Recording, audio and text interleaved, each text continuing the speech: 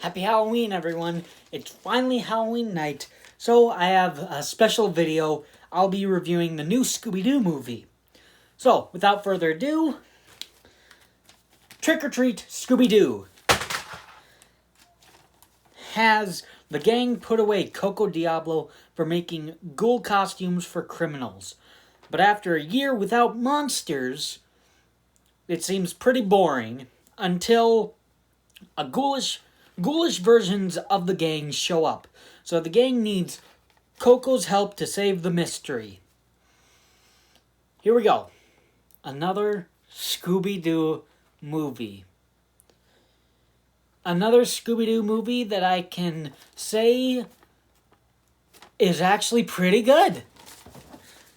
So, the positives are, and there's actually quite a few positives on this. The positives are the animation for the gang and other characters are pretty good. This is in the animation of the newest show, Scooby-Doo and Guess Who, which was a show that I actually did not like. In fact, I think it's my least favorite Scooby-Doo show. Although the animation in that was good. But the animation for this was good. This is like the first Scooby-Doo movie to put the style of that show into a movie. And I think it actually works out pretty good. So, animation for the gang and the characters, like I said, is good. The music in the movie is really good. I really missed the music. I really like it that it's back in movies. I hope they keep it like this. I love how they utilize the original Scooby-Doo theme and change it to a somber version of that. They've been doing boring mysteries for about a year. So it was actually kind of sad, but also kind of cool. We actually get a chase song. They use the song Ballroom Blitz for the chase song. Not an original song, but it was still fun to have that in there, and I actually did really like it. And I thought the chase scene was awesome, paired off with that song. Strange Rearrange is a really good song for the montage for repairing the van. I really liked that. Another positive is the monsters for the movie are awesome. I love the monster versions of the gang. The blue and ripped up designs look really cool. I love how the Fred monster has like intestines coming out of his body.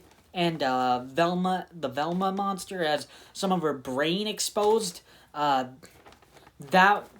was kind of bold. Like, not that it's red and gory and bloody or something, because it's just blue because of the monster, but I thought that was kind of a bold and unique thing. Oh, and with Fred, his foot was missing, so there was like a bone in place of his foot. That's kind of bold. I love the backstory also for Misery Company, living forever, and they came back to balance out the good and bad since Coco Diablo was caught by Mystery Inc. That was interesting. The humor is pretty good. I laughed a few times throughout the movie. This is the third time that I actually watched the movie, and I can say it still does hold up pretty well since my first time watching it. I love it when they finally get Coco out of jail. That like an old woman on a scooter was going faster than the van. Not terribly faster, but it just shows how crappy the van was. The condition of the van was. In the library, there was like spooky section. That was actually kind of funny. I really liked that. When Daphne was doing the mirror thing with evil Daphne, and then evil Daphne pulls off her head, that always makes me laugh because it's just so surprising. That's another thing that made it bold, just like the kind of gory designs of some of the gang members. That was kind of bold. Fred being exhausted, like, "Ooh, I haven't been doing this," and then he was kidding, and then he just shoves a book into the Fred monster's mouth. That was pretty funny.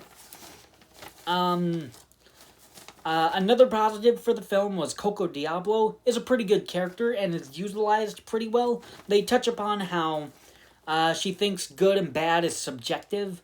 So that was interesting, and I really hope they bring back this character back for other movies, because I really did like this character. The new style for the Mystery Machine at the end for the last 20 minutes, I thought was pretty cool, with the hat on top and candles in the front. I really liked that. The factory for the final act was pretty cool. It's red and it feels kind of creepy. I really did like that. And then this is one of the boldest things for the movie, and that's making Velma a lesbian and being attracted to Coco Diablo. I thought that was actually pretty interesting. You know, they kind of touched upon that in Scooby-Doo Mystery Incorporated, the show, but that I didn't even know until years later that Velma and Marcy were a couple. I didn't know that until I read it online. Which, I mean, it was still fine. That was still interesting. But here, it's very explicit. And I support it. I thought that was pretty bold to do in a kids movie. I don't think they did that much with it, actually, but it was still nice to see it in a Scooby-Doo movie. It was still bold.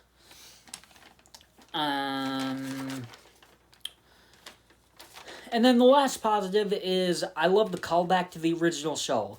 They have Mr. Wickles, Mr. Cutler, Henry Bascom, Harry the Hypnotist, Hank, Mr. Creeps and Mr. Crawls, Dr. Najib, and others. That was really cool to see in the movie.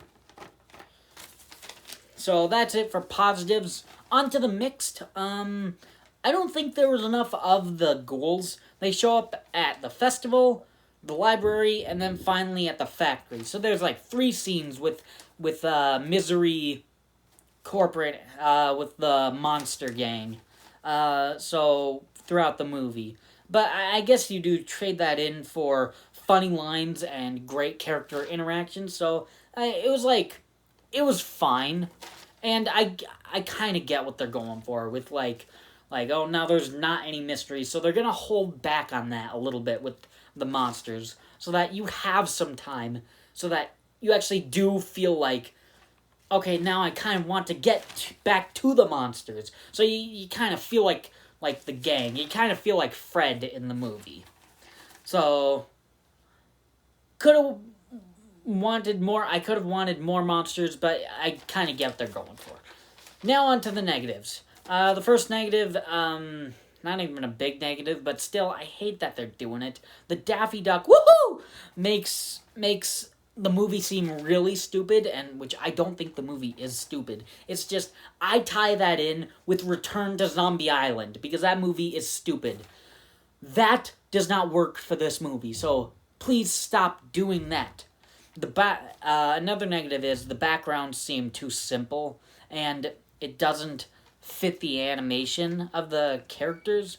It's like a completely different style of animation. It was just kind of jarring. It really didn't work for me, really. The whole Daphne doesn't have a purpose in the gang, I don't think really goes anywhere, so small negative. But the last negative and the biggest negative is the mystery isn't that good. There's really no clues or even that many suspects for the movie. I also guessed the warden was behind it. So they could have had the warden had the same handwriting as Nefario, but to make it be a clue, but I don't think the mystery really was that big. But in the end, I really liked this. Scooby-Doo, I'm legitimately excited for other Scooby-Doo movies. This Scooby-Doo movie was freaking awesome. I loved